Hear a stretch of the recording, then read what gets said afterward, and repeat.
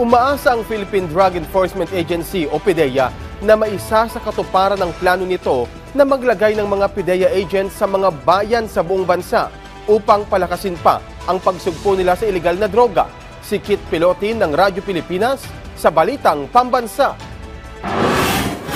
Ngayong kaliwat kanan ang mga Christmas party. Doble kayod ang Philippine Drug Enforcement Agency o PDEA sa kampanya nito laban sa ilegal na droga. Posible raw kasing dumoble rin ang padala ng mga marijuana galing sa ibang bansa. Sa katunayan, nasabat ng PDEA sa dalawang magkahiwalay na operasyon sa Mindanao ang nasa 240,000 pesos na halaga ng marijuana. Ang PDEA po ngayon at lalo yung mga kina-unit natin ay nag-double effort po.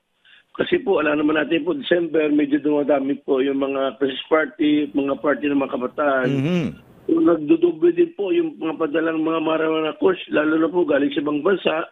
At pagdating po dito sa Manila at nare-distribute po sa mga provinces po dito sa Mindanao at Visayas na rin po.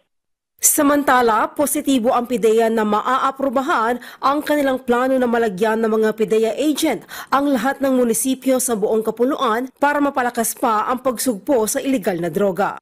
At sana po matutuloy po yung itong magandang plano natin po na lahat po ng munisipyo ng Pilipinas po mayroon na rin pong mga PDEA agents.